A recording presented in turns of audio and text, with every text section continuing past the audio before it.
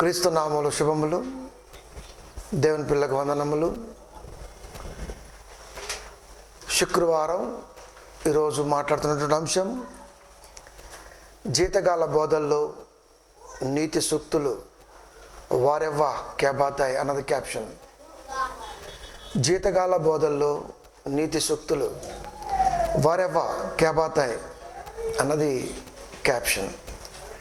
ప్రియమైన దేవుని పిల్లారా, దేవుడు ప్రతిసారి తన మాటల ద్వారా జాగ్రత్తని చెబుతూనే ఉన్నాడు. జాగ్రత్త అన్నది ఎప్పుడు అర్థమవుతుందంటే, ఒక చోట జరుగుతున్నప్పుడు ప్రమాదం, అది మనం చూస్తున్నప్పుడు దానిలో మనకి బాధ లేదా విస్మయం ఇలాంటివి ఎదురవుతాయేమో కానీ జాగ్రత్త అన్నది కనబడదు. ఎప్పుడైతే అలాంటి ప్రమాదమే మనకి తగులుతుందో అప్పుడు తెలుస్తుంది జాగ్రత్త పడుంటే బాగుండేది కదా అని. ప్రియమైన దేవుని పిల్లారా, అందుకే దేవుడు ఎక్కువగా జాగ్రత్త చెప్పడానికి ప్రయత్నం చేస్తున్నాడు. ఈ జాగ్రత్తను విస్మరించి బోధ రెండు రకాలుగా చీలిపోయింది. ఒకటి సంపాదనే ధ్యేయంగా, రెండు ఉచితముగా పొందాము కాబట్టి ఉచితంగా ఇవ్వాలి అనే ధోరణితో. యేసుక్రీస్తు వారు బోధ ప్రారంభించడానికి ముందే అప్పటికే లోకములో అనేక మంది బోధకులు, ధర్మశాస్త్రోపదేశకులు చలామణి అవుతూ జనులను అప్పటికే మోసపూరితమైన మార్గములు నడిపిస్తున్నప్పుడు, తన భూమి మీద ఉండే కాలం కొద్ది కాలం కనుక, వెళ్ళిపోవాలి కనుక, నేను వెళ్ళిపోయిన తర్వాత వీరందరూ అక్కడికి రావాలి అంటే వాస్తవాన్ని చెప్పేవారు కావాలి అని 12 మంది శిష్యులను ఏర్పాటు చేసుకున్నారు. ఈ 12 మంది శిష్యులకి అనేక జాగ్రత్తలు నేర్పుతూ, ప్రతి దాని మీద అధికారాన్ని ఇస్తూ, వారికి తెలియజెప్పిన మాట మనకి మత్తయి సువార్త 10వ అధ్యాయము 8 లాస్ట్ లైన్లో కనబడుతుంది. పోనీ ఫస్ట్ నుంచి చదువుదాం. రోగులను స్వస్థపరచుడి, చనిపోయిన వారిని లేపుడి, కుష్టి రోగులను పరిశుద్ధులుగా చేయుడి, శుద్ధులుగా చేయుడి, దయ్యములను వెళ్ళగొట్టుడి, ఉచితముగా పొందితిరి, ఉచితముగా ఇయుడి. శిష్యులకి ఇచ్చినటువంటి భరోసా గల మాట దేవుడు అది. రోగులను స్వస్థపరచుడి. ఈ రోజున కూడా ప్రార్థనా మందిరాలలో, సభలలో, ప్రతి చోట రోగులను స్వస్థపరిచామనే మాట కాపరి నోట వినపడుతూ ఉన్నది. రోగులను స్వస్థపరచుడి, చనిపోయిన వారిని లేపుడి. చనిపోవటం అంటే శాశ్వతంగా పోయేవాడిని కాదు. క్రియల మూలముగా మరణమైన వాడిని సక్రియలు అనే జీవం పోసి లేపగలిగే మాటలు అది. కానీ చాలామంది మనోరు ఇది ఇక్కడే తీసుకొని రోగులతో స్వస్థపరుస్తుందని చెబుతున్నారు, కానీ మరి చనిపోయిన వారు లేపరేంట్రా అని సెటైర్లు వేస్తున్నారు. సెటైర్ వేయాలంటే దానికి ఫుల్ కాన్ఫిడెంట్ రీజన్ వర్డ్ అవసరం. దేవుడు చెప్పింది చనిపోయిన వారిని లేపమంటే ఈ చనిపోయిన వారిని కాదు. వారు అలా కూడా లేపారు, కానీ దేవుని ఉద్దేశం అది కాదు.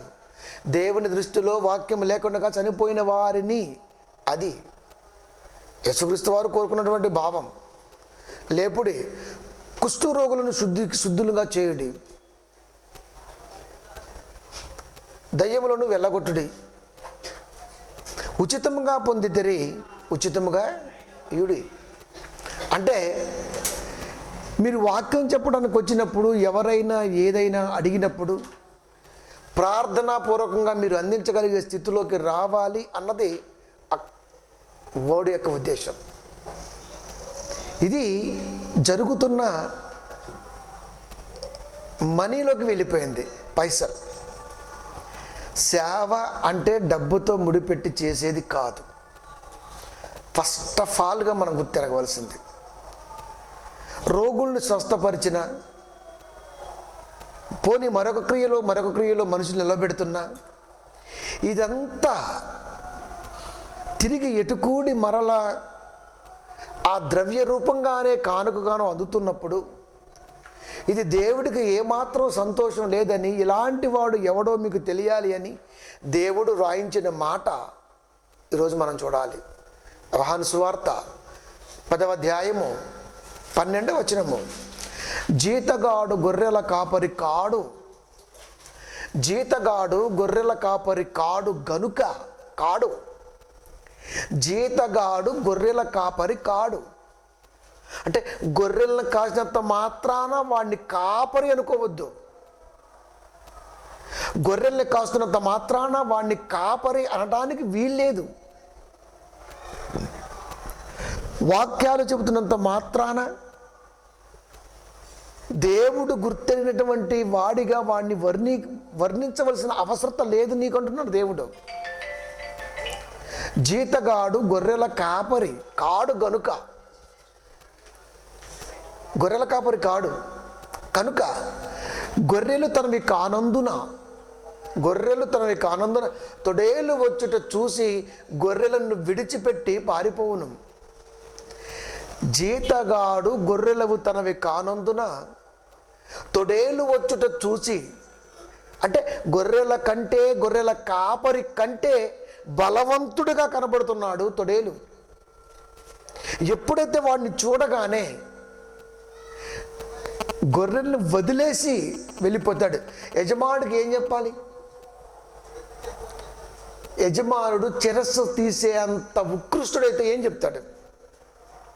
ప్రేమామయుడు దయామయుడు కాబట్టి చెల్లుబాటు జరుగుతుంది లోకంలో. అదే స్పాట్లో నరికేవాడైతే ఏం చేస్తాడు? దాన్ని ఖచ్చితంగా పోరాడాలి. అంటే యజమానుడు కఠినంగా ఉంటేనే బాధ్యత గలవాడిగా ఉంటాడా? యజమానుడు ప్రేమగా కనబడితే, యజమానుడు దయగా కనబడితే, దయలో ప్రేమలో బాధ్యత లేదా? కనబడదా? గొర్రెలు తనవి కానందున తొడేలు వచ్చుట చూసి గొర్రెలను విడిచి పారిపోవును,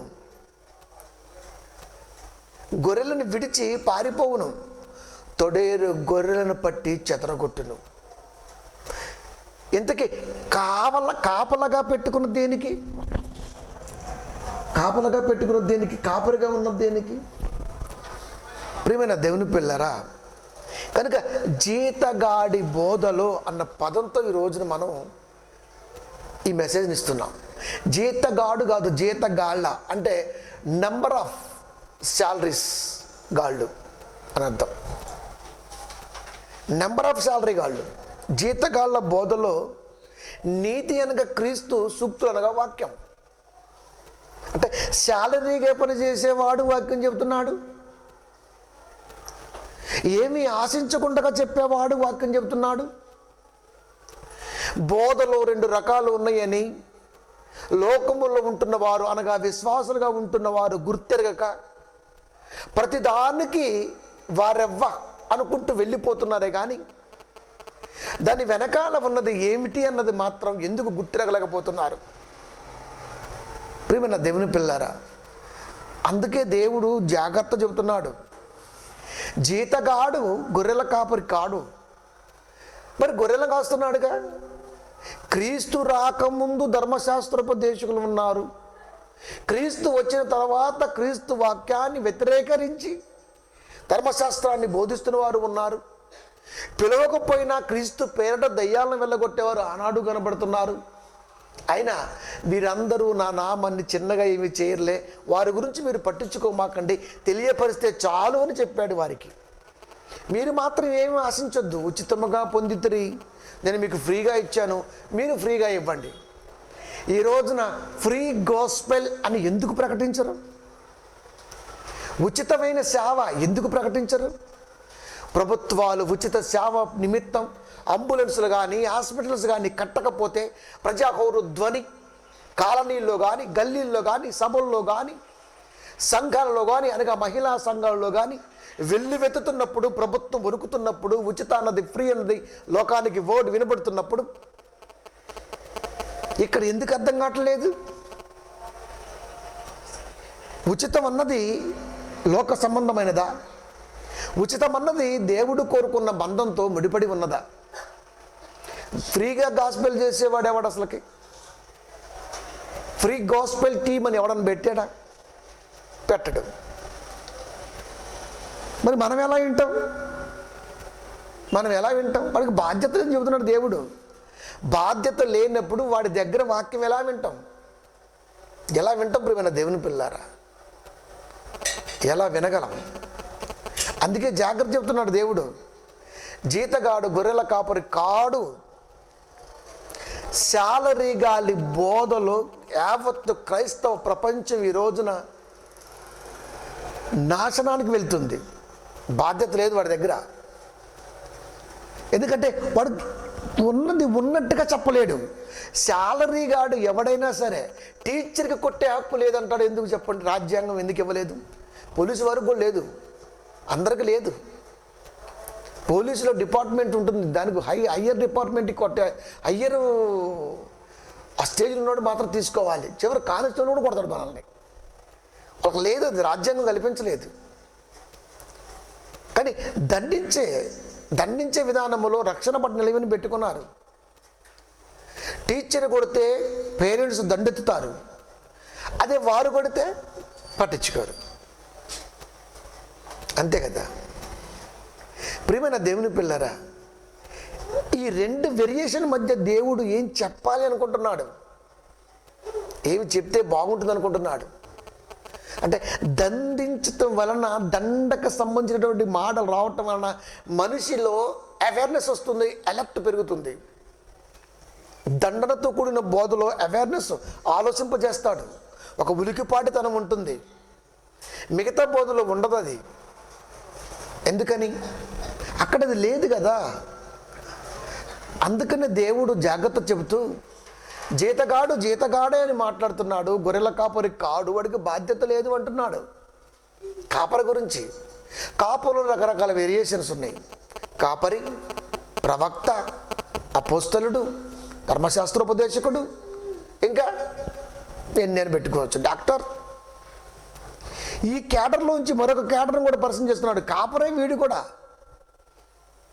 ఆయన గురించి కూడా మాట్లాడుతున్నాడు. విలాప వాక్యములు 2వ అధ్యాయము 11వ వచనము. నీ ప్రవక్తలు నిరర్ధకమైన వ్యర్థ దర్శనములను చూసి ఉన్నారు. నీ ప్రవక్తలు నిరర్ధకమైన వ్యర్థ దర్శనములు చూసి ఉన్నారు. నీవు చెరలోనికి పోకుండా తప్పించుకుంటకే వారు నీ దోషములను నీకు వెల్లడి చేయలేదు. వ్యర్థ దర్శనాలు, వ్యర్థ దర్శనం. ఇంతకీ దర్శనమేదో వ్యర్థ దర్శనమేదో మనం ఎలా తెలుసుకుంటాం? దరిచేరతాం? చేరలేం. నీ ప్రవక్తలు వ్యర్థ దర్శనమును చూసి ఉన్నారు. నీవు చెరలోనికి పోకుండా తప్పించుకున్నటకై వారు నీ దోషములను నీకు వెల్లడి చేయలేదు. దేవుడు వాక్యం సెలవిచ్చే దానిని ఉన్నది ఉన్నట్టుగా, ఉన్నతమైన స్థానము నిలబెట్టేదిగా అన్నట్టుగా చెప్పకుండా వ్యర్థ దర్శనాలతో ముడిపడినటువంటి అనేకమైనటువంటి ప్రగల్భ వాక్యాలు ఈ రోజున యావత్ ప్రపంచానికి అలుముకున్నాయి, అలిమేసుకున్నాయి, కమ్మేసుకున్నాయి. నీవు చెరలోనికి పోకుండా తప్పించుకుంటకే వారు నీ దోషములను వెల్లడి చేయలేదు, తెలియపరచలేదు అంటున్నాడు దేవుడు. అంటే వాక్యము ద్వారా వచ్చే అర్థం నిన్ను ఆలోచింపజేస్తున్నప్పుడు నువ్వు చెరలోనికి వెళ్ళవు, లోక సంబంధంగా బ్రతకడానికి ఇష్టపడవు. కానీ అవేమీ లేకపోయేసరికి దేవుడి వాక్యం నిరర్ధకమైపోతుంది మిగతా వారి మాటల్లో అని చెప్పగలుగుతున్నాడు. దేవుడు మనకి చెప్పాలని ఇష్టపడుతున్నాడు. వెల్లడి చేయలేదు. వారు వ్యర్థమైన ఉపదేశములు పొందినవారై, వ్యర్థమైన ఉపదేశములు పొందినవారై అంటే వ్యర్థమైన ఉపదేశములు పొందినవారై. ప్రతి సంస్థకి ఒక కట్టుబాటు ఉంటుంది. ఆ కట్టుబాటుకి లోబడే వాక్య ఉపదేశం జరుగుతుంది. దానిలో తర్పీదు నొందిన వారే వాక్యోపదేశకులుగా, ఉపదేశకులుగా సంఘ సిద్ధాంతాలతో ముడిపడి ముందుకు వస్తున్నారు. అది అక్కడ భావం. వ్యర్థమైన ఉపదేశములు పొందినవారై ఎవరు కారకులయ్యారు? వీరు. ఎవరు వీరు? Bible class, Bible studies. ఒక్కొక్క సంఘములో ఒక్కొక్క పద్ధతి బైబిల్ స్టడీ. బైబిల్ అంతా ఒకటైనప్పుడు బైబిల్ స్టడీ కూడా ఒకటే అవ్వాలిగా. బైబిల్ అంతా ఒకటే కదా. బైబిల్ స్టడీలో కూడా వేరియేషన్స్ ఎందుకు వచ్చాయి అంటే సంఘ ప్రాతిపదిక సిద్ధాంత ప్రకారం బైబిల్ స్టడీ. ఇక వాడు ఏది చెబితే అదే నేర్చుకుంటాడు.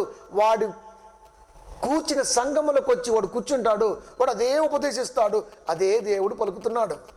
వాడు వ్యర్థమైన ఉపదేశములు పొందిన వారైరి, త్రోవ తప్పించు దర్శనములు చూచిన వారైతరి. త్రోవ తప్పించు దర్శనములు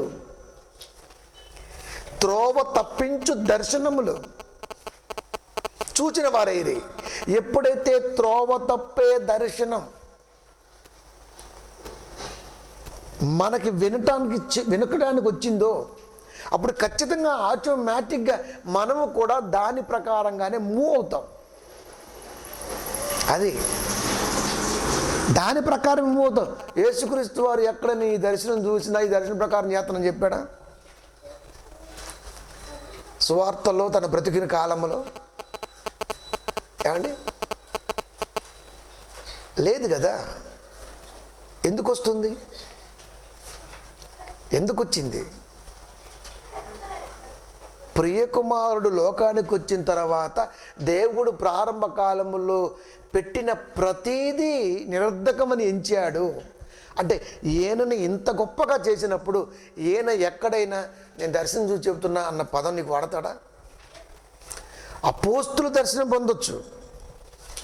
ఆ దర్శనం అర్థవంతమైన దర్శనం. ఎందుకు? నువ్వు ఆసియా వెళ్ళకూడదు, నువ్వు మాసిదోనియా వెళ్ళాలి. మాకు వాక్య సహాయం చేయి అడుగుతున్నాడు పౌలు గారిని ఒక వ్యక్తి. ఆసియా వెళ్ళకూడదని పరిశుద్ధాత్మ దేవుడు ఆటంకపరిచినప్పుడు మాసిదోనియా వాసి కనబడ్డాడు దర్శనంలో పౌలు గారికి. మాకు వచ్చి అక్కడ వాక్యం చెప్పు. ఇది అర్థవంతమైన దర్శనం. అక్కడికి వెళ్ళిపోయాడు. మాసిదోనియా సంఘాలు కట్టడం ప్రారంభమైంది. మరి యేసుక్రీస్తు వారి కాలంలో లేదు కదా. యేసుక్రీస్తు వారికి లేదు కదా. వాక్యానికి వాళ్ళు ఇచ్చే ప్రిఫరెన్స్ని ఇక్కడ నీవు గ్రహించవలసిన అవసరం ఉంది. త్రోవను తప్పించు దర్శనం, అది త్రోవ తప్పించు దర్శనములు చూచిన వారైరి. త్రోవ తప్పించు దర్శనములలో నువ్వు ఎలా ఉన్నావు? ఈరోజు కూడా అనేక సంఘాల్లో లైవ్లో చాలా వింటుంటాం, రాత్రి నాకు దర్శనంలో ఎలా వచ్చింది అంటే బైబిల్లో ఎలా ఉన్నదో నీకు రాదు. ఎందుకంటే అసలు బైబిల్ చదవవు కదా, బైబిల్ని ధ్యానించు కదా. ఎప్పుడు చూడు దర్శనం దర్శనం దర్శనం దర్శనం దర్శనం దర్శనం. నాకు కూడా చాలాసార్లు వచ్చింది. మరి నేను కూడా చెప్పగలను, పిఎంని అయ్యాను, వీరని నేను అవుతానా? అసలు నాకు అది అవసరమా? అవుతానా? అవుతామండి. ఎందుకు త్రోవ తప్పిస్తున్నాడు? వీడికి సంబంధించినటువంటి దర్శనాల గురించి మాట్లాడుతూ దేవుని యొక్క వాక్య ఉపోద్ఘాతాన్ని ఎందుకు జనులకు దూరం చేస్తున్నాడు అయ్యా అంటే ఇది ట్రిక్ ఆఫ్ సాతాను తంత్రాలలో ఒకటి. త్రోవను తప్పించాలి. అది దర్శనాల రూపంలో కానివ్వండి, వాక్య రూపంలో కానివ్వండి, సిద్ధాంతాల పేరిట కానివ్వండి, ఎలాగైనా కానివ్వండి, దేవుని పిల్లలు అనబడుతున్న వారు భూమి మీద ఉంటున్నంత కాలం ఏదో ఒక యాంగిల్లో త్రోవను తప్పించాలి అని కోరుకున్న దయ్యం. ప్రిప్లాన్డ్ దాంది. అందుకే వ్యర్థ దర్శనములు చూసి ఉన్నారు, వ్యర్థ దర్శనములు చూసి ఉన్నారు. ఇక దర్శనం చూసిన వాడు దాని గురించి ఏం మాట్లాడతాడు, టైం అయిపోద్ది, ప్యాకప్, ఆమెన్. మరి నువ్వు చెరలోనికి పోకుండా తప్పించే వాక్యం ఉపదేశం ఏది? మరి ఒక వ్యక్తిని ఆలోచింపజేసేది వాక్యం అయితే ఆ వాక్య ఉపదేశం ఏది? ఆ అంటే వాక్యానికి విలువ తక్కువగా ఇచ్చి ఉన్నారు. ఎందుకయ్యా అంటే గొర్రెలు వాడివి కానందున తొడేళ్ళు వచ్చుట చూసి గొర్రెలను విడిచి పారిపోవును. అంటే బాధ్యత అవసరం లేదు వాడికి. అది ఉన్నామా, దర్శనాలు చూసామా, చూడకపోయినా చూసినట్టుగా చెప్పామా, జనాలు అది నమ్మేశారా, అయిపోయింది. అయిపోయిందా? అయిపోయింది. ప్రియమైన దేవుని పిల్లరా, వాక్యం అన్నది పరలోకానికి చేరుస్తున్నప్పుడు ఎప్పుడైతే ఫాల్స్ స్టెప్ అన్నవి జీవితంలో పడుతుంటాయో వాటిని తప్పించుకునే ఆయుధం వాక్యం. నీకు బాగా అర్థం కావాలంటే మన దగ్గర దిశ ఒకటి జరిగింది ఇన్సిడెంట్. ప్రియాంక రెడ్డి ఆ వారం కూడా కాలేదు, ముగ్గురు వేసి పడేశారు. వాళ్ళు ఆర్థికంగా బలహీనులు, క్యాస్ట్ పరంగా కూడా బలహీనులే, లోకానుసారంగా వేసి పడేశారు. ఇదే సిచ్యువేషన్ ఉత్తరప్రదేశ్లో జరిగింది. యోగి గారి డిపార్ట్మెంట్లో ల్యాప్టాప్లో ఉండి చూస్తున్నాడు ఆయమని ఎలా కాలుస్తున్నారని.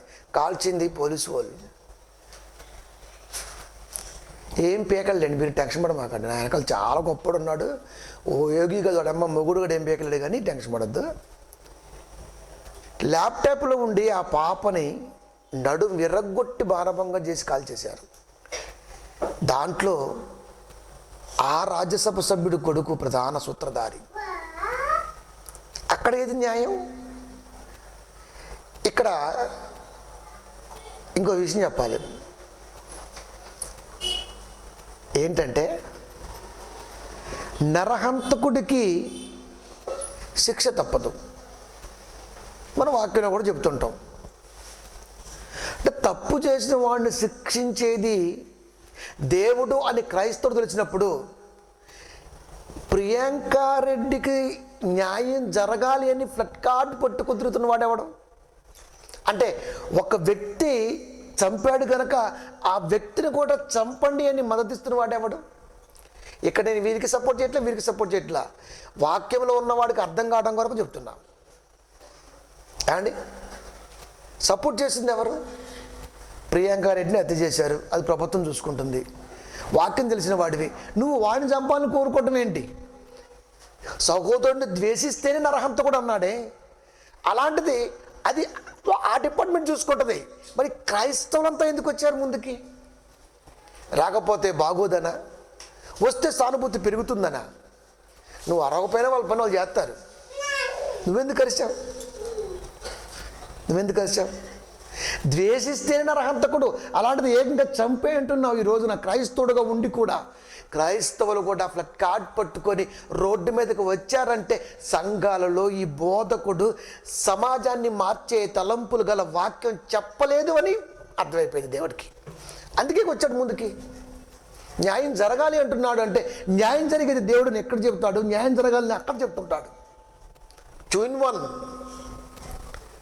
దేవుడు చూసుకుంటాడు కదా, అధికారం దేవుడు ఇచ్చాడు కాబట్టి అధికారం చూసుకుంటారు కదా. ఒక క్రైస్తవుడుగా సమాజానికి నువ్వు అందించవలసింది ఏది? ఇన్ని సభలు జరుగుతున్నాయి కదా, ఇక్కడ ఏమి లేదా? ఒక వ్యక్తిలో మార్పు రావాలంటే నువ్వు ఇంటింటికి వెళ్ళి చెప్పవలసిన అవసరం లేదు కదా.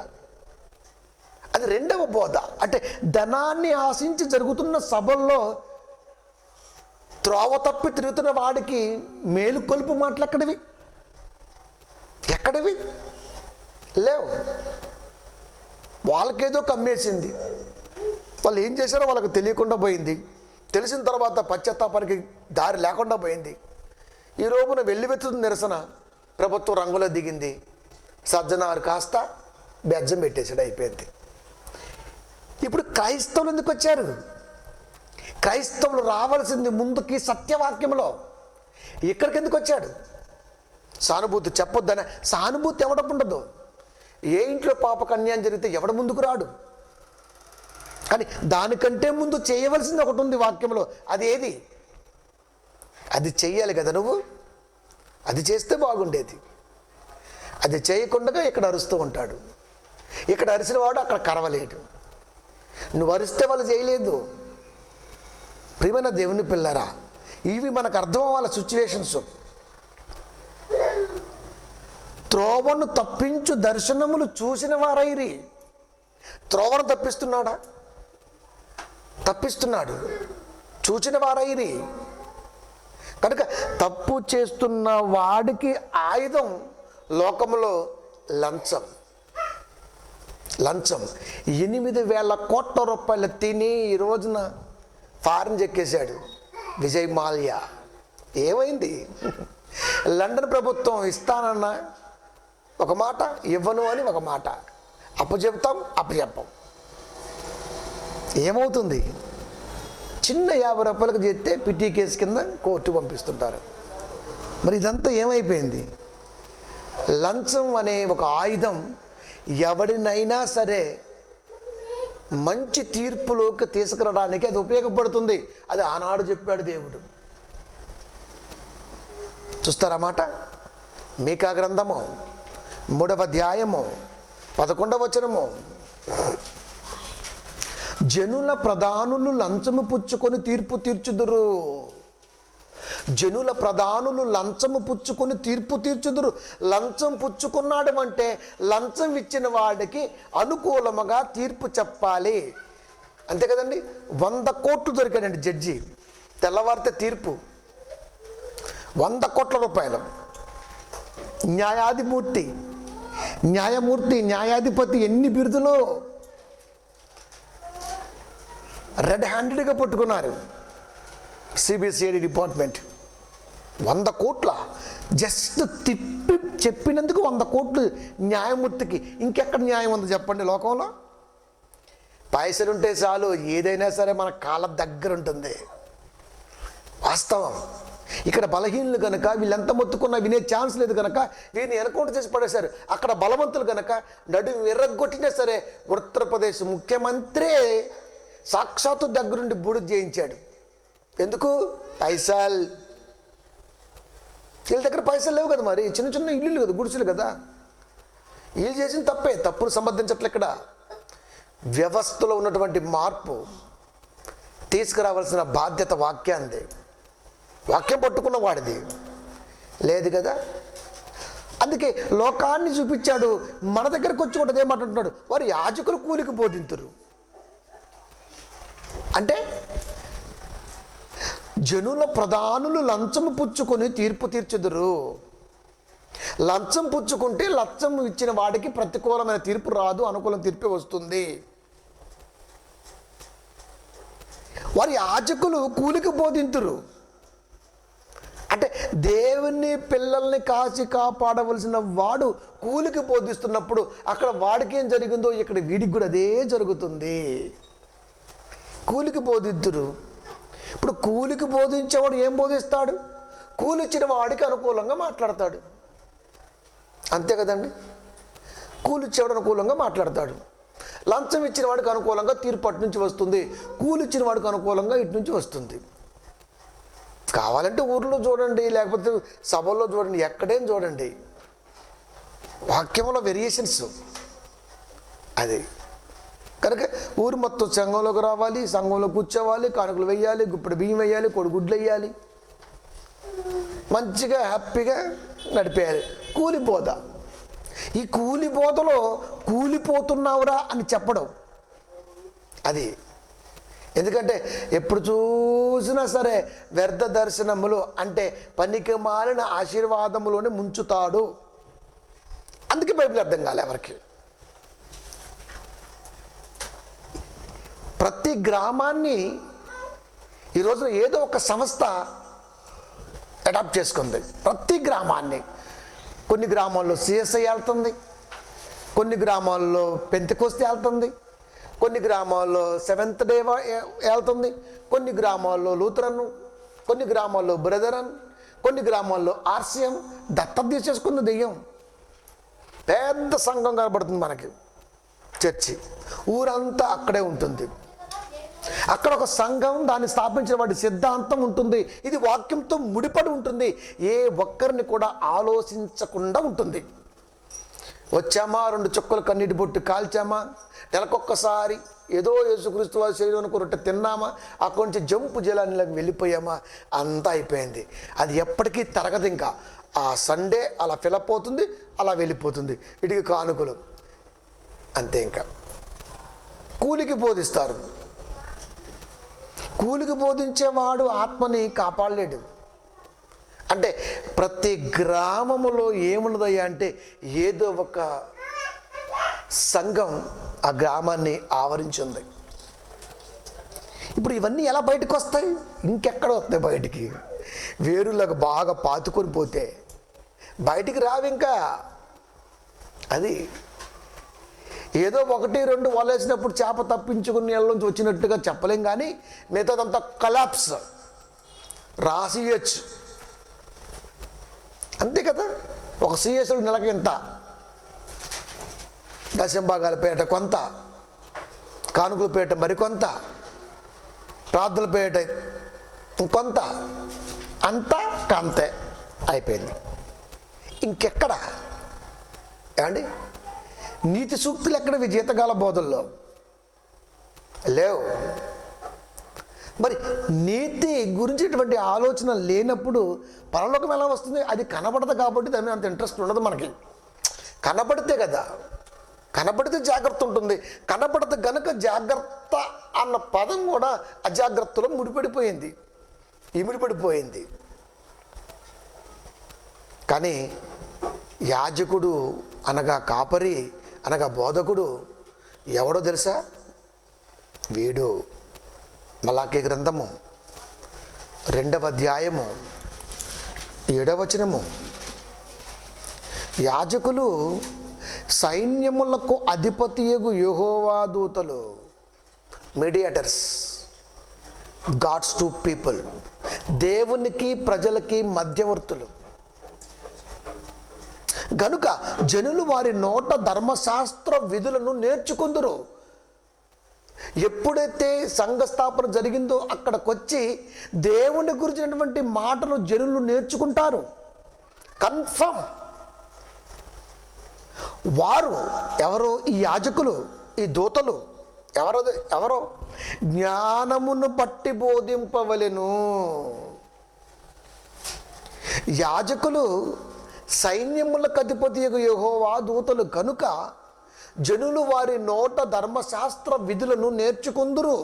వారు, ఈ దూతలు, ఈ కాపరులు జ్ఞానమును బట్టి బోధింపవలెను.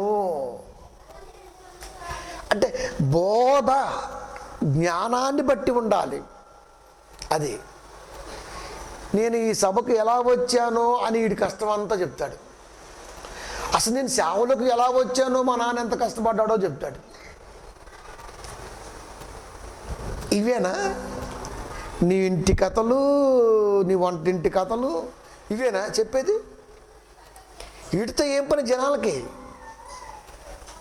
దూరం నుంచి వస్తున్నామంటే లోతుల్లోకి నడిపిస్తావే అని ఒక ఆలోచనతో ఉంటారు అక్కడ.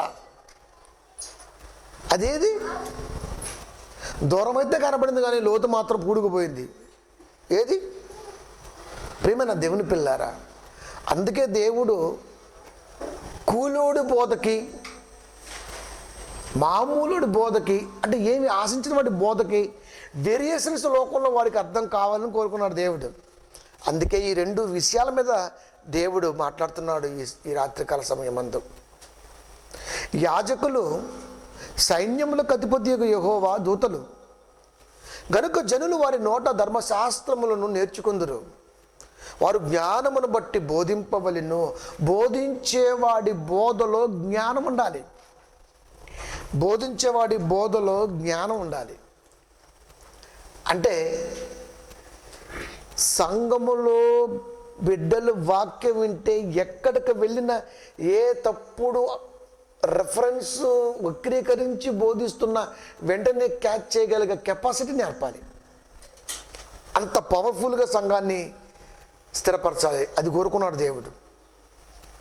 నేర్చుకోవాలన్నాడు. ధర్మశాస్త్రం నేర్చుకుందరు, వారు జ్ఞానమును బట్టి బోధింపవలెను, జ్ఞానమును బట్టి బోధింపవలెను. ఎక్కడ బోధిస్తున్నారు? పౌలు గారి పక్కన ఉన్నాడు, ఎన్నోసార్లు రాస్తుంటాడు, దేమా మీకు వందనాలు చెప్తున్నాడు, అలెగ్జాండర్ మీకు వందనాలు చెప్తున్నాడు అని. పత్రికల్లో వెళ్ళిపోయింది పేరు, సంఘాల్లో వెళ్ళిపోయింది. పౌలు, తిమోతి, శీల, ఇలా అందరి పేర్లతో పాటు వీరి కూడా సంఘాల్లో ఉన్న వారికి నోటెడే. ఆ పలానా ఆయన, ఓకే. ఇప్పుడు ఆ ఫిగర్ వస్తుంది, వీళ్ళందరూ చూసేశారు. ఇప్పుడు వారు వస్తున్నారు. వారు వచ్చినప్పుడు ఏం బోధిస్తారు? వారు వచ్చినప్పుడు ఏం బోధిస్తారు? సత్యమే బోధించాలి కదా, అందరు కలిసికట్టుగా ఉన్నప్పుడు. కానీ సత్యాన్ని బోధించలేదు అని మనకి దశలోనికి పత్రికలో, మొదటి పత్రికలో పౌలు గారు మాట్లాడతారు. దేమా ఇకలోకాన్ని స్నేహించి వెళ్ళిపోయాడు. అంటే నా దగ్గర నేర్చుకున్నవాడు, సాక్షాత్తు దైవజ్ఞాన సంగతులు నేర్చుకున్నవాడు, అనేక పత్రికల్లో వాడి పేరు కూడా రాసినప్పుడు, ఆ పేరు మాతో పాటు ఫేమస్ అయినప్పుడు, ఎక్కడైతే సొమ్ము బాగా ఇస్తారో అని చూసుకొని అక్కడికే వెళ్ళిపోయాడు. అక్కడికి వెళ్ళిన వాడు సొమ్మును ఆశించి వెళ్ళాడని పౌలు గారు చెప్పారు. అక్కడికి వెళ్ళిన వాడు ఏం బోధిస్తాడు? ఇది బోధించడు కదా, ఏం బోధిస్తాడు? అంటే వాళ్ళ మార్గాన్ని తప్పిస్తాడు. అది బోధ. మార్గం తప్పుతుంది బోధ. మనకు మాత్రం అది అలాగే కనపడుతుంది. అది ఏ మార్గమో తెలియదు మనకి. ఇంతకు ఏ మార్గంలో వెళ్తుంది? అది వినటానికి బాగుంటుంది, వినటానికి బాగుంటుంది, బాబా మంచిగా ఉంది, లైన్ బాగుంది.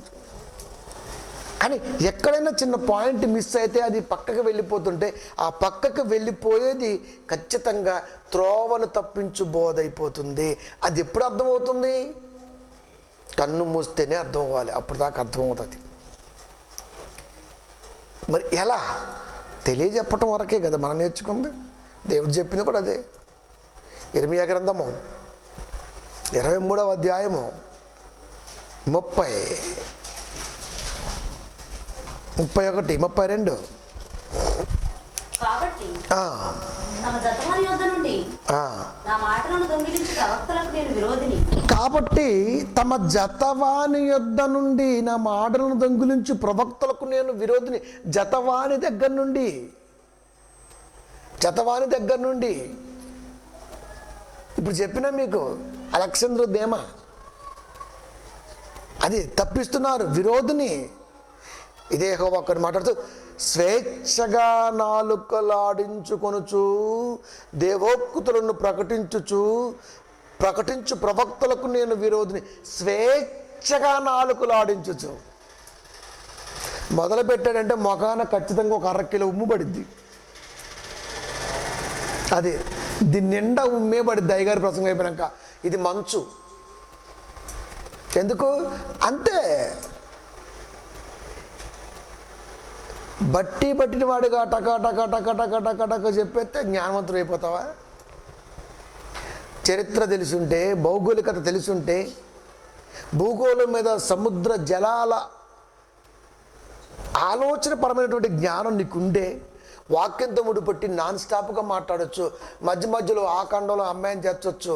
ఆమె పలానా ఆమె దేవుళ్ళకి ఇలా వచ్చింది, ఆమె పలానా ఆమె దేవుళ్ళు ఇలా మారుకుంది అని చెప్పచ్చు. ఇది స్టడీ, తత్వజ్ఞాన స్టడీ ఇది.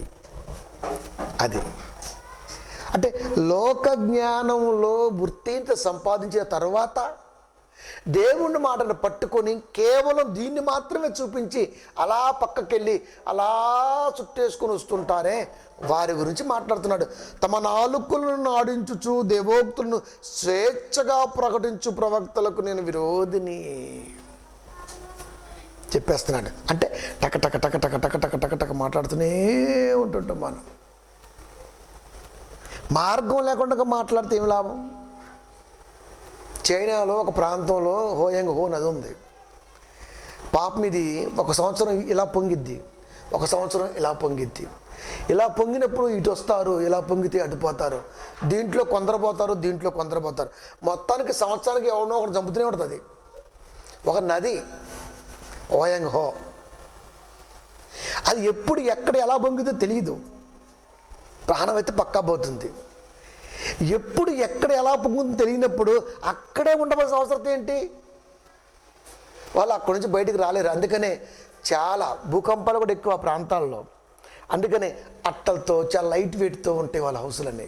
ఒకవేళ కూలినే అర్ధరాత్రి పూట మీద పడితే పొద్దున్న లేచి రావచ్చు అని జ్ఞానం. అంతే కదండి. మరి స్వేచ్ఛగా నాలుకలు ఆడించుకొనుచు దేవోక్తులను ప్రకటించు ప్రవక్తలకు నేను విరోధిని. స్వేచ్ఛగా నాలుకలు ఆడించేంత మాత్రాన నువ్వేమి అని ఎత్తవలసిన అవసరం లేదు అని చెబుతున్నాడు దేవుడు. ఎందుకు? ఫస్ట్ వాడిని చూడు, వాడి బ్యాక్ బిహైండ్ హిస్టరీ చూడు. వాడి వెనకాల ఏముంది? వాడి వెనకాల స్వేచ్ఛగా నాలుకలు ఆడించి సంపాదించిన ఆస్తి తాలూకా నకలు కనబడుతుంది.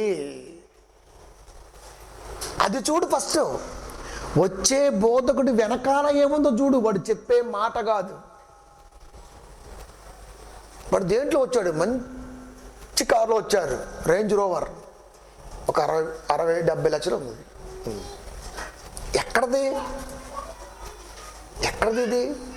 20 ఎకరాల పొలం కొనుక్కున్నాడు. వెరీ గుడ్, దేవుని స్తోత్రం. అయితే వాక్యం వినొచ్చు. దేవుడు ఆశీర్వదించాడు.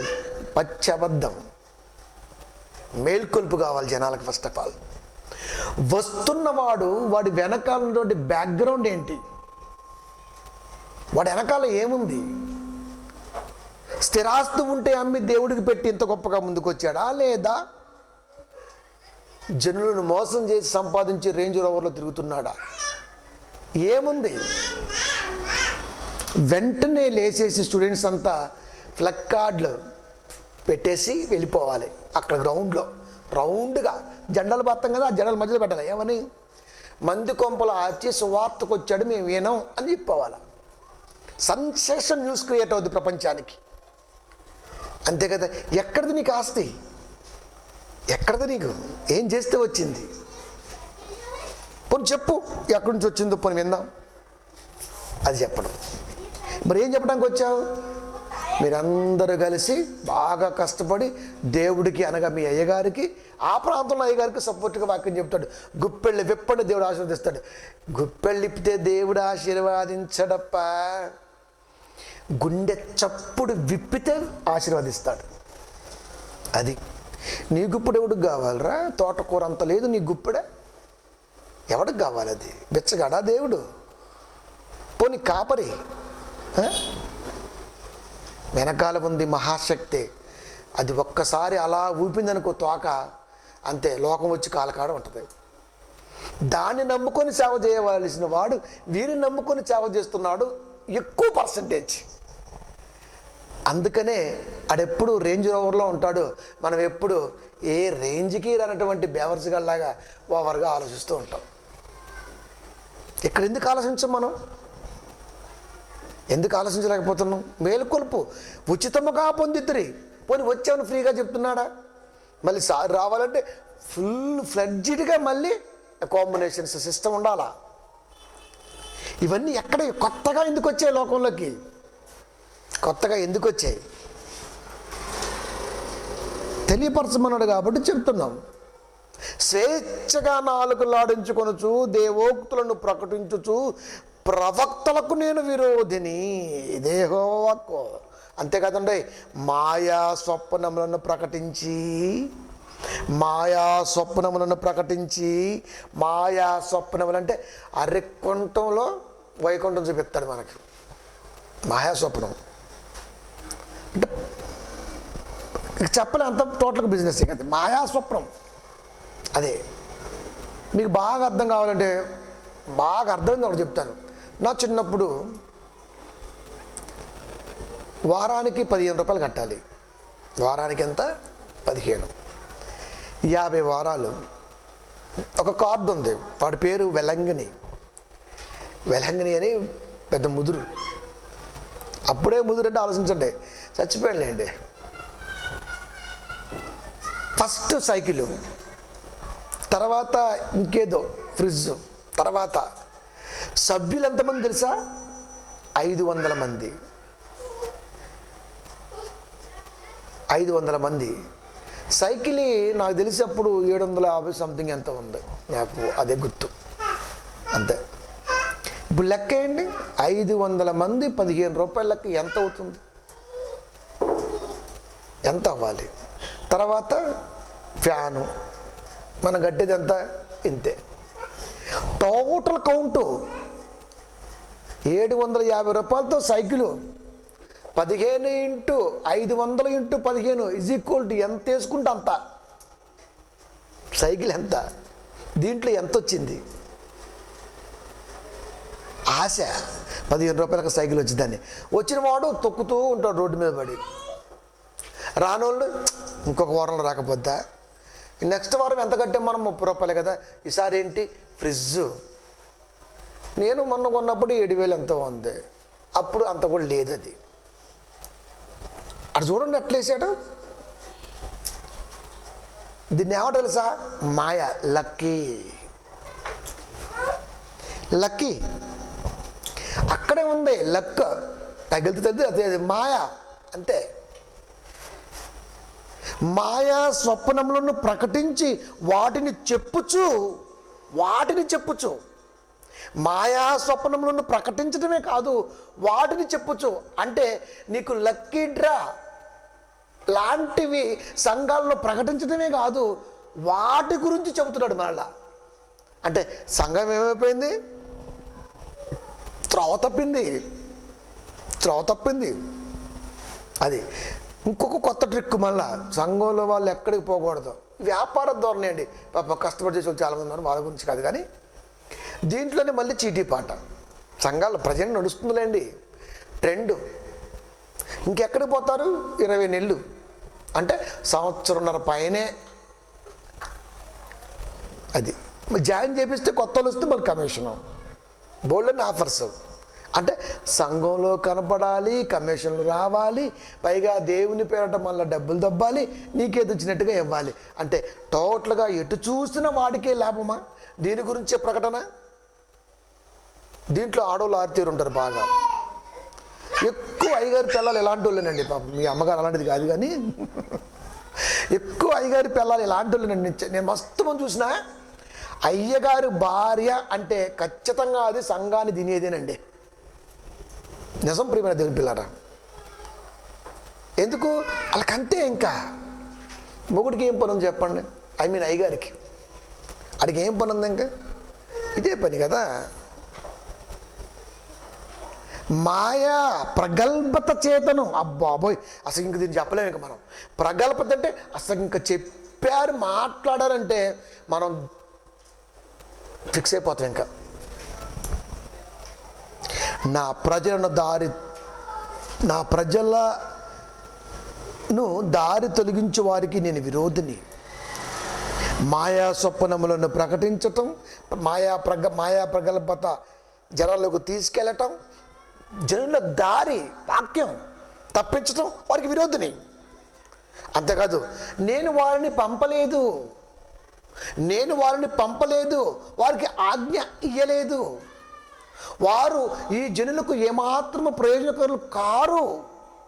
నేను వారిని పంపలేదు, వారికి ఆజ్ఞ ఇయ్యలేదు. వారు ఈ జనులకు ప్రయోజనకరులు కాదు. మాయా ప్రగల్భత చేతను, అబద్ధముల చేతను, ఏమండి, స్వప్నాలు ప్రకటించటమో లేకపోతే ఇంకేదో ప్రకటించటమో, ఇలాంటివన్నీ వాక్యంతో ముడిపడి చేస్తున్నటువంటి వారి గురించి మాట్లాడుతున్నాడు. నేను వారిని పంపలేదు.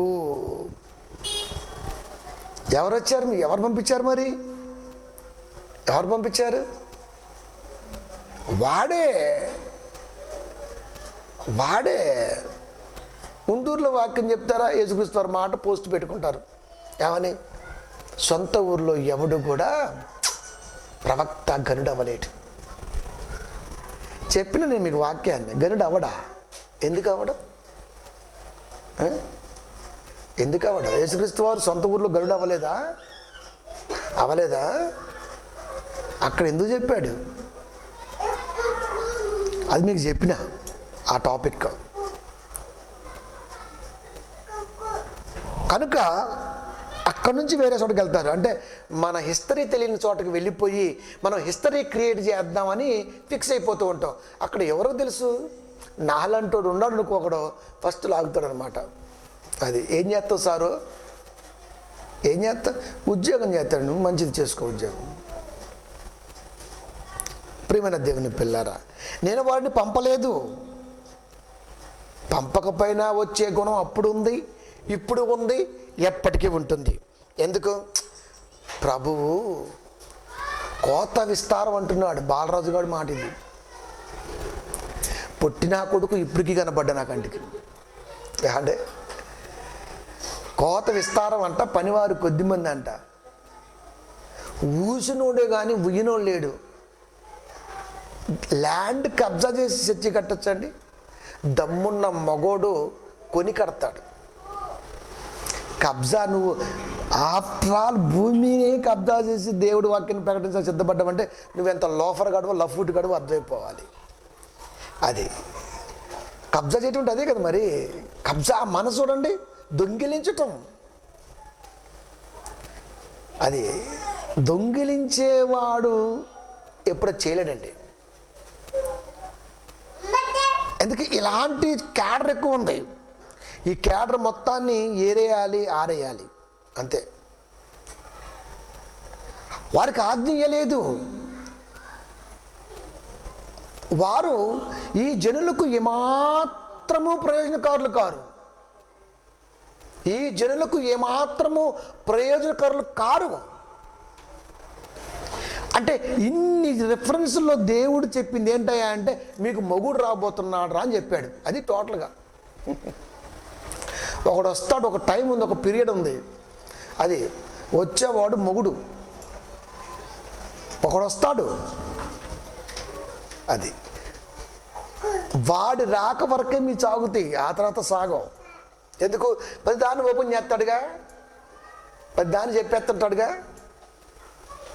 కనుక ప్రియమైన దేవుని పిల్లరా, కనుక ప్రయోజనకారులు కారు. అంటే ప్రయోజనకరమైన వాడు రాబోతున్నాడు, వాడు కారకుడు. అది ప్రయోజనకారులు కారు. ఈ లిస్ట్ అంతా జీతగాళ్ళ లిస్ట్ గురించి మాట్లాడుతుండే, ప్రయోజనకారులు కారు. మరి ఎవరు వస్తాడు? అది కూడా దేవుడే చెబుతున్నాడు. ఇర్మియా గ్రంథము 6వ అధ్యాయము 17వ వచనము, మిమ్మును కాపు కాయుటకు నేను కావలి వారిని ఉంచి ఉన్నాను. అయిపోయింది. మిమ్మును కాపు కాయుటకు అంటే ఈ మాయా ప్రగల్భత చేత కానివ్వండి, లేదా మాయా స్వప్నాల చేత కానివ్వండి, లేదా మరొక రకంగా స్వేచ్ఛగా నాలుకలు ఆడించు ఎన్నో రకాలుగా జరుగుతున్న బోధని, జీతాలకు పనిచేసే బోధకుల్ని అడ్డుగట్ట వేసి వాస్తవమైన దాన్ని చెప్పే ఒక పీరియడ్ వస్తుంది. అది ఆల్రెడీ నేను పెట్టి ఉంచాను, ఒక సమయం వస్తుంది. అది వెయిట్ అని చెప్పేసాడు దేవుడు. ఎప్పుడు? ఇర్మియా గారి కాలంలోనే భరోసా ఇచ్చాడు లోకానికి. ఇప్పుడు చెప్పట్లా, ఇర్మియా గారి కాలమే. క్రీస్తు రావడానికి కొన్ని వందల సంవత్సరాలకు పూర్వమే ఇలాంటి వారు వస్తారు అని చెప్పాడు. రానే వచ్చారు అపోస్తలులు. వాళ్ళంతా అలాగే ఉన్నారు. వారిలో రాటుదేలున్నాడు మొగుడు పౌలు. 12 మంది మొగుళ్ళేనా? 12 మంది మొగుళ్ళే. ఎవరికి? వీరికి, జీతగాళ్ళకి, మాయా స్వప్నాలకి, స్వేచ్ఛగా నాలుకలాడించు మేధావులను చెప్పుకునేవాడికి, లేదా దీర్ఘ దర్శనాలు, వ్యర్థ దర్శనాలు, వీళ్ళందరికీ వాళ్ళెవరో ఆటంకం ఉన్నారు కదా. మరి వాళ్ళు చనిపోయినా ఎప్పటికీ కూడా దాన్ని దృష్టిలో పెట్టుకొని సువార్త సేవ ఎంతగా వ్యాప్తి చెందిందంటే అనేక మంది తరతరాల్లో ఉన్నారు కనుకనే 2020 వరకు ఇది రాగలిగింది. అది అక్కడితో ఆగిపోలా. అలా చాలామంది చేశారండి పాపం సేవకులు. మిమ్మును కాపు కాయుటకు నేను కావలి వారిని ఉంచి ఉన్నాను అంటే దేవుడు ముందుగానే అలర్ట్గా ఉన్నాడు. ఇలాంటి చెత్త ఒకటి బయలుదేరిద్ది, ఈ చెత్తలో కూడా చాలామంది వెళ్ళిపోతూ ఉంటారు, వీరిని ఆలోచింపచేసే ఒక రకమైనటువంటి ఆలోచన తెచ్చేవారిని నేను రెడీగా పెట్టించాను. అంటే ఆ కాలం పరిపూర్ణమైతే వాడు వస్తాడు, వాడు సేవ చేస్తాడు, వాడు కాపాడతాడు. దేవుడు పెట్టాడా? పెట్టేశాడు. కాపు కాయుటకు నేను కావలి వాడిని ఉంచి ఉన్నాను. కాపు కాయుటకు కావలి ఉంచి ఉన్నాను. అదే అంతేకాదు, ఆలకించుడి, బాగా వినండి. వాళ్ళు అలాంటి వాళ్ళు కాదు, వారు చేయు బోరధ్వని వినబడుచున్నది. భూలోకమును తలక్రిందులు చేయువారు ఇక్కడికి వచ్చి ఉన్నారా? బోరధ్వని అంటే కొమ్ము బోర పట్టుకొని పోతాం కాదు. బోరధ్వని అంటే కలవరం పుట్టించటం ధ్వని, కంపనం వచ్చేయాలంతే, కంపనం వచ్చేయాలా. ఏంట్రా ప్రతి దానికి ఇలా ఆటంకం ఏంటి అంటే నడవనీరా ఇట్లా, సాగనీరా ఇలా. ప్రారంభంలోనే గాల్లో నడుస్తున్నాడు గాలిగాడు. అంటే ఎంత గొప్పగా ఎదిగారు మీరు చూడండి. అలాంటి వాడు పౌలు గారు ప్రార్థన చేస్తే కాళ్ళు ఇరిగిపోయాయి కింద పడి. గాల్లో నడిచేంత మాయతో ఈ రోజున దేవుడిని అడ్డం పెట్టుకున్నారు. అది ఇప్పుడు నడిచారనుకోండి ఎలా ఉంటుంది చెప్పండి. మోయ్ గారు సాక్షాత్తు దేవుడు ఎట్టు పట్టుకుని తీసుకుపోతుంది అనుకుంటారు మనం. ఎందుకు? దేవుడు కనపడ్డు కదా, ఆత్మ. అందుకే దేవుడు నడిపిస్తున్నాడు కాబట్టి ఈయన కనపడుతున్నాడు. ఎందుకు? ఈయన ఆయన రూపం కాబట్టి. ఎంత ఇది. అందుకే ఒక రాబోతుంది చెప్పేశాడు, మిమ్మును కాపు కాయుటకు నేను కావలి వాడిని ఉంచి ఉన్నాను. పెడతా అంట్లా పెట్టాను. వస్తారు, ఒకసారి వినండి. వారు చేయు బోరధ్వని వినబడుచున్నది. అప్పుడే అంటే తరతరాలలో ఆయా పితరుల గర్భములో ఉన్నటువంటి మనము ఇలాంటివి చేస్తామని దేవుడు అప్పుడే చూశాడంటున్నాడు. ఆయన అప్పుడే చూశాడంట. ఇది ఇలా చేస్తాడని, ఇలా వాక్యం కొరకు నిలబడతాడని, ఇలా ఉంటాడని అప్పుడే కొన్ని వందల సంవత్సరాలకు పూర్వమే ఇలాంటి కావలవారి బోధల్లో ఎలా ప్రపంచాన్ని వణికిస్తాయో దేవుడు చూశాడని రాయించాడు అన్నమాట. అంటే ఎంత నమ్మకం చూడండి. యోహాను కొద్ది కాలం బ్రతికిన యంగ్స్టర్ కదండి. చిరఛేదనం జరుగుతున్నా సరే ఎక్కడ తొనకల మనిషి. ఎందుకు? అలాంటి వారు రాబోతున్నారు, అలాంటి వారు వచ్చే ఉన్నారు చెప్పేశాడు. ఆ ధ్వని ఏంటో తెలుసా? బోరధ్వని. భూమి మీద వాక్యాన్ని సమకూర్చుకోండి, అది ధ్వని. భూమి మీద వాక్యాన్ని సమకూర్చుకోండి అంటే వాక్యాన్ని సమకూర్చుకోండి. అదే ప్రసంగం జరగాలి. అవేర్నెస్ జనంలో రావాలి. వాక్యానికి ఉన్న విలువ లోకానికి అర్థం అవ్వాలి. వాక్యం అంటే బైబిల్లో ఉండే అక్షరం కాదు, గుర్తుపెట్టుకోండి. వాక్యం అనగానే బైబిల్లో ఉండే అక్షరం కాదు. బైబిల్లో రాయబడ్డ అక్షరం వెనకాల ఉన్నటువంటి దేవుని యొక్క ఉద్దేశం, బిహైండ్ వర్డ్, వెనకాల ఉన్నటువంటి దేవుని యొక్క ఆలోచన. వాక్యం వెనకాల కనబడుతున్న వాక్యం వెనకాల దేవుని తలంపు. ఇది దేవుడు అది కోరుకున్నాడు. ఫిలిప్పీ 3:8 నిశ్చయముగా నా ప్రభు అయిన యేసు క్రీస్తును గూర్చిన అతి శ్రేష్టమైన జ్ఞానము నిమిత్తము సమస్తమును నష్టముగా ఎంచుకొనుచున్నాను. నిశ్చయముగా నా ప్రభు అయిన యేసు క్రీస్తును గూర్చిన అతి శ్రేష్టమైన జ్ఞానము నిమిత్తము సమస్తమును నష్టముగా ఎంచుకొనుచున్నాను.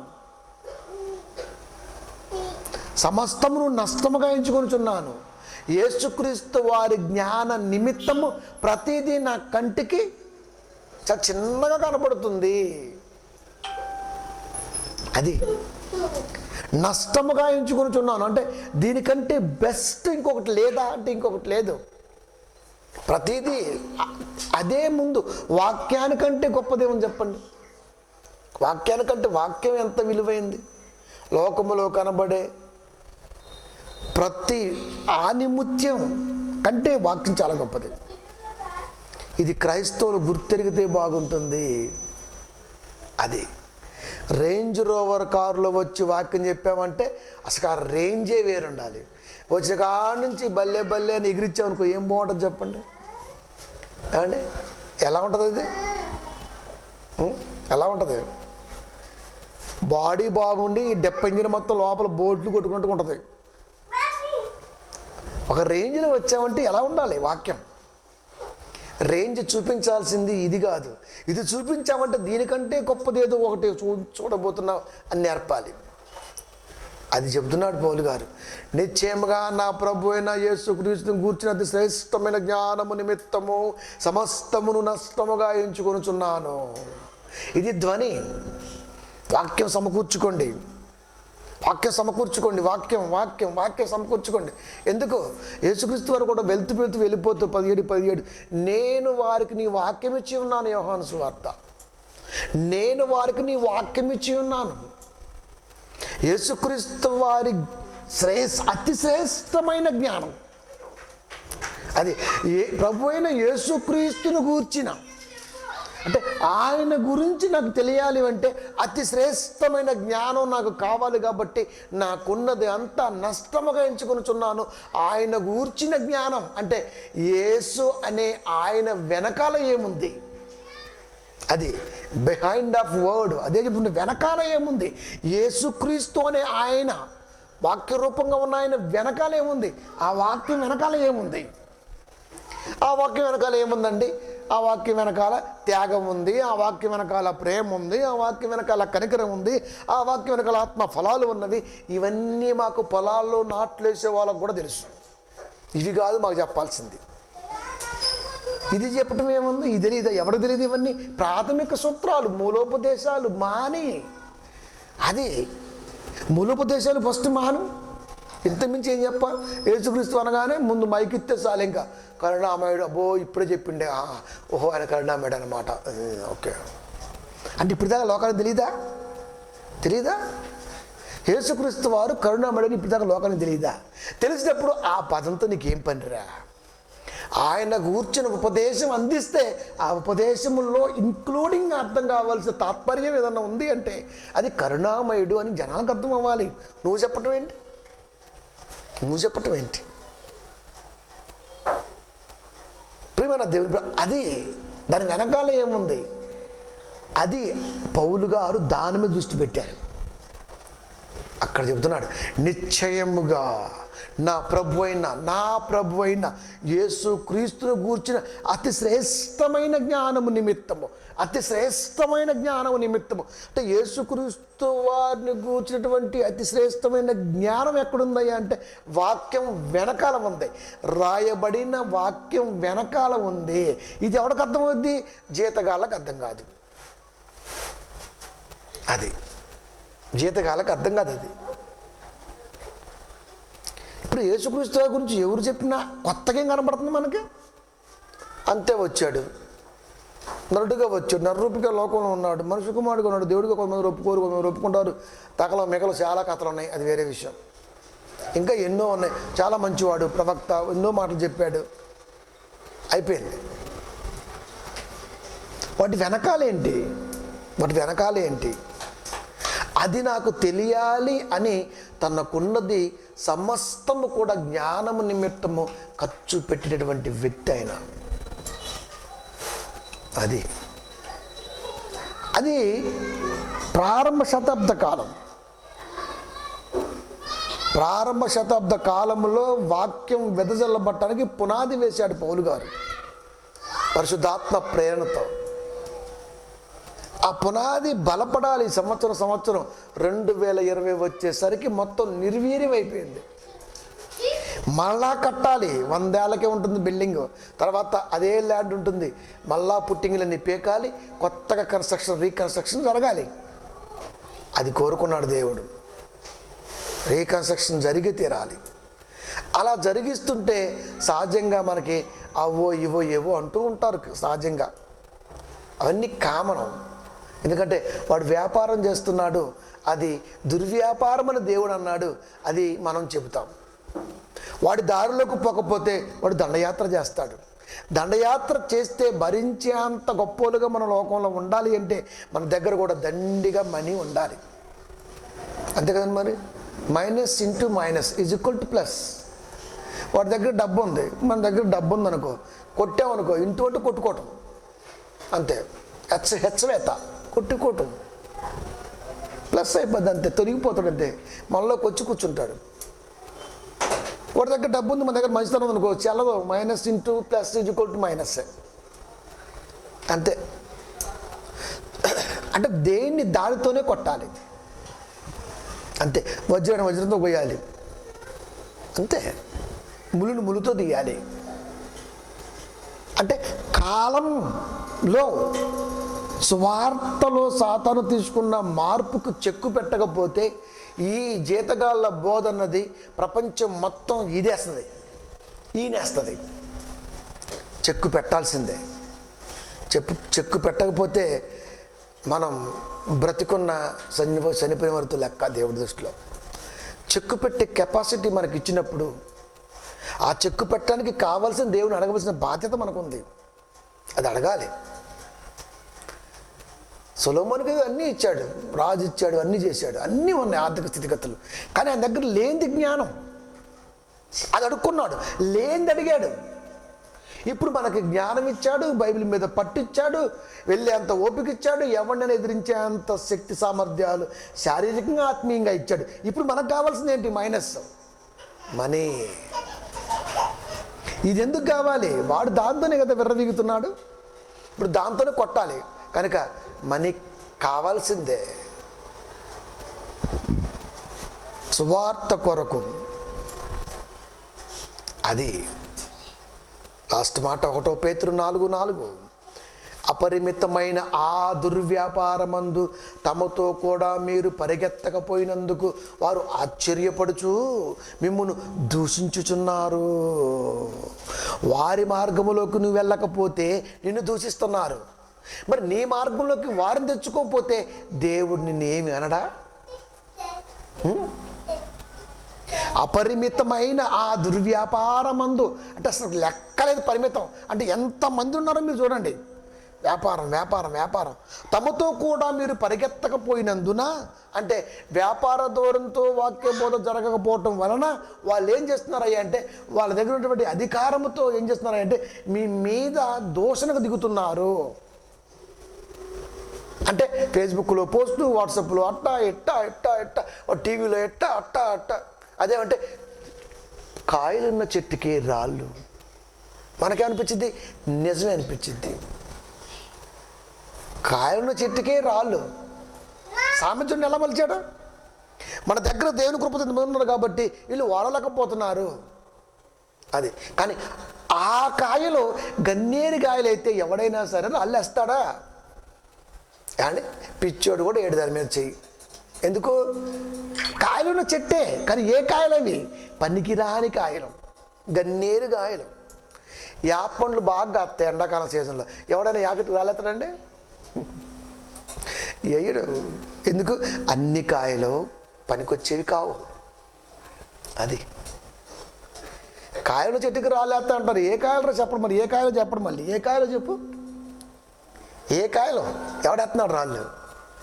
యాప చెట్టుకి రాలేస్తారా? తుమ్మ చెట్టుకి రాలేస్తారా? తుమ్మకాయలు కూడా బాగానే పడతాయి, ఇంత పొడుగుంటాయి కదా. అన్ని చెట్లకి కాయలు కాసినంత మాత్రం రాళ్ళు లేరు. ఏ కాయ ఇంతకే? ఏ కాయ?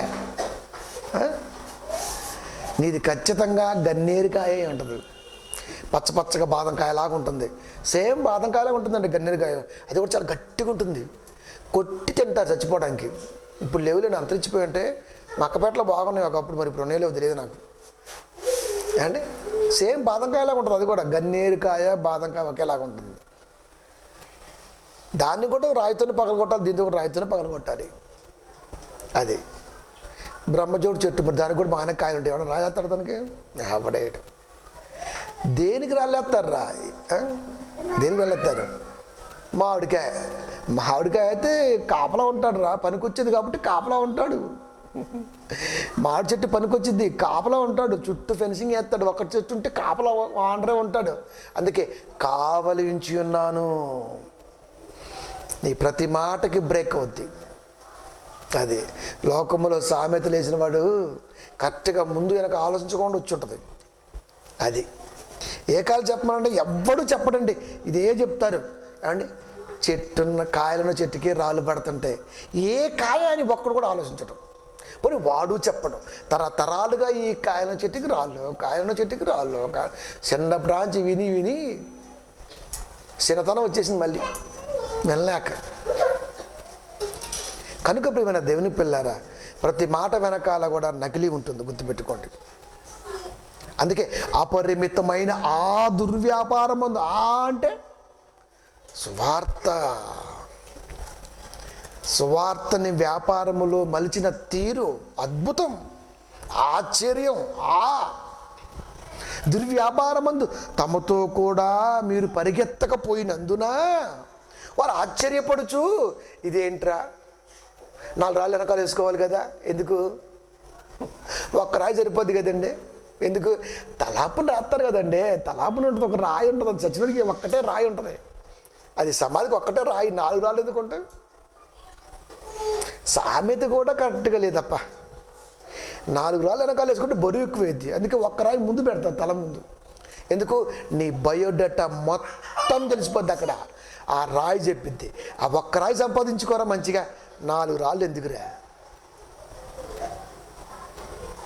అండి 4 రాళ్ళు ఎందుకండి? అంతే కదండి. పరిగెత్తకపోయినందున, పరిగెత్తడం అంటే నిన్నగాక మొన్న గుడిసెలో స్టార్ట్ చేశాడు, 2-3 ఏళ్ళకి మనోడు మంచిగా బిల్డింగ్లు వచ్చేసాడు. మొత్తం ఆశీర్వాదమే, ఎక్కడ లేవండి అసలుకి. బైబిల్లో దేవుడు అలా ఎవ్వరికి ఇవ్వాల. అరిమత్తయి అద్భుతంగా జీవించాడు, అరిమత్తయి అద్భుతంగా జీవించాడు, కానీ ఆయన జోన్లో ఆయన, అందుకే బైబిల్లో రాయబడ్డాడు.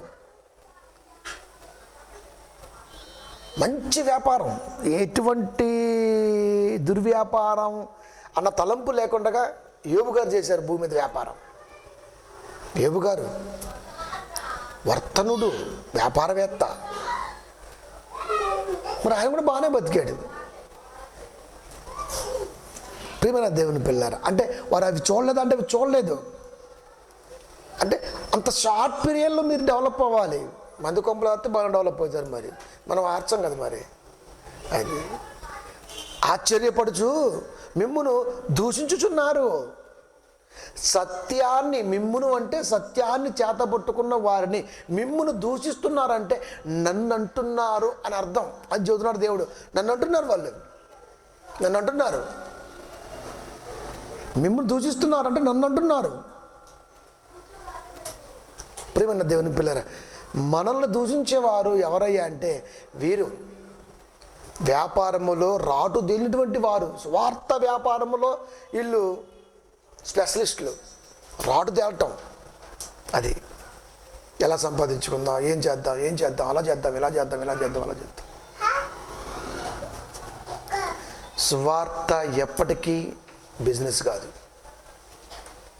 అది మన వీక్నెస్, మన బలహీనత. అది సువార్త నా బలహీనత, అది లేకపోతే నేను ఉండలేను. సిగరెట్ నా బలహీనత, అది లేకపోతే నేను ఉండలేను. మందు నా బలహీనత, అది లేకపోతే నేను ఉండలేను. సువార్త నా బలహీనత, ఇది లేకపోతే నేను ఉండలేను.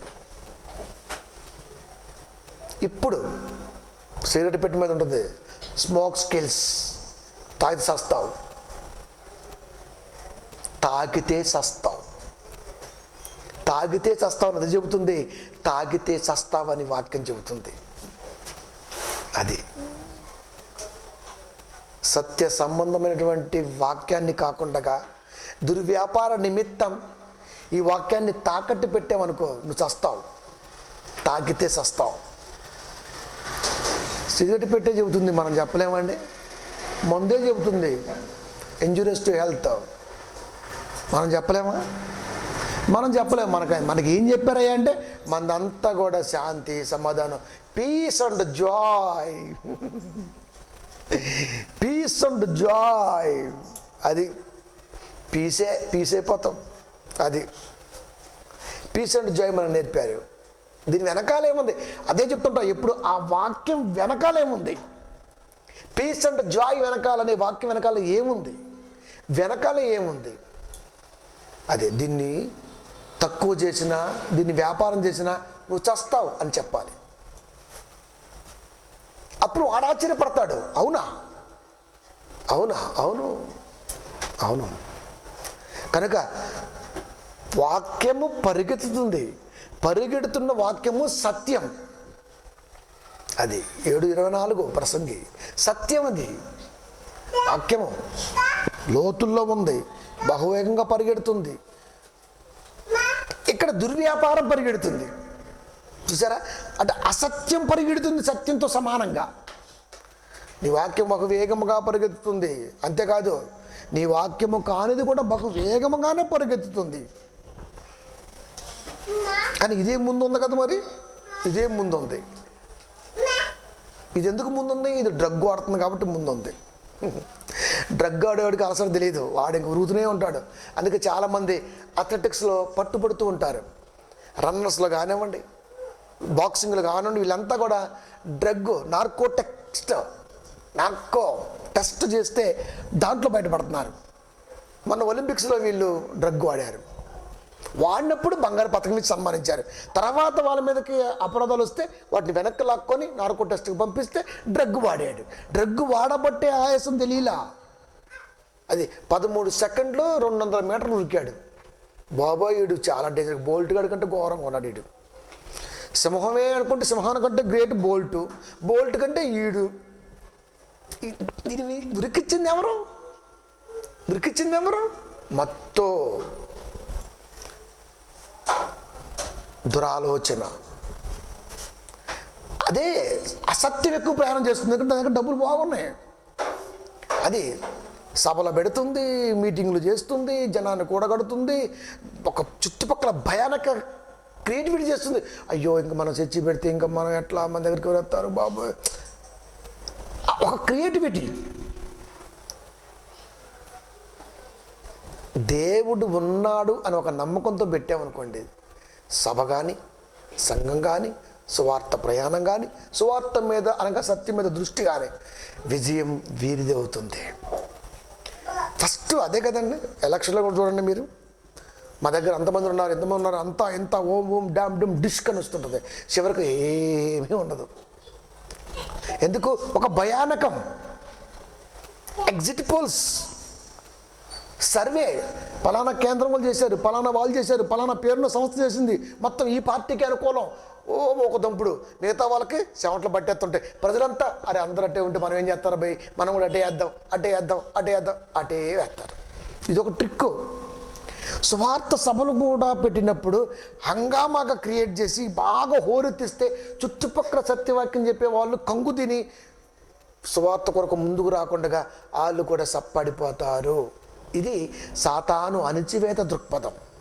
అక్కడ లేచి కొట్టామనుకో సింహం పంజా, అంతే బొచ్చుడిపోద్ది వాడికైనా సరే.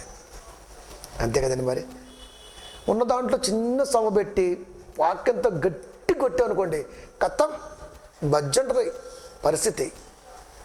3 లక్షల మీటింగ్ అయింది, దానికి 200తో మీటింగ్ చేసాం మనం, 2 మైకులతో మీటింగ్ చేసాం మనం. వాక్యం దంచింది.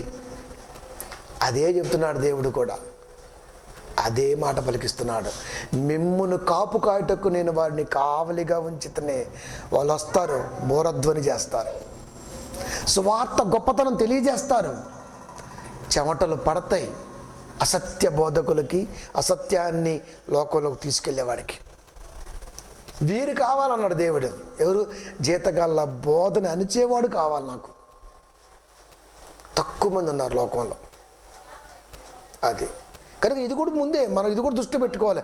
అపరిమితమైన దుర్వ్యాపారమునందు తమతో కూడా వారు పరిగెత్తకపోయినందున వారు ఆశ్చర్యపడుచు మిమ్మల్ని దూషించుచున్నారు. అంటే దూషిస్తే ఊరుకుంటామా? ఇంకా దూసుకెళ్తాం. అది అందుకే ఎక్కడ బలహీనున్నో అక్కడే బలవంతుడు. దూషిస్తే దూసుకెళ్తాం. అంటే దూషిస్తే దూసుకెళ్ళిపోతాం అంతే. చివరికి ఆపాల్సింది కూడా మన మీద ఉంది బాధ్యత. కనుక ప్రియమైన దేవుని పిల్లారా, జీతగాళ్ళ బోధలు, నీతి సూక్తులు ఎప్పుడు మానవ జీవితాన్ని వర్ధిల్లింప చేయలేవు. ఉచితముగా పొందినవాడు ఉచితముగానే సేవ కొరకు ముందుకెళ్ళాలి. అలా చేత కాకపోతే చేసేదేమి లేదు. కనుక సువార్తనది ఇట్ నాట్ బిజినెస్. సువార్తనది ఇట్స్ మై వీక్నెస్. ప్రార్థించుకుందాం.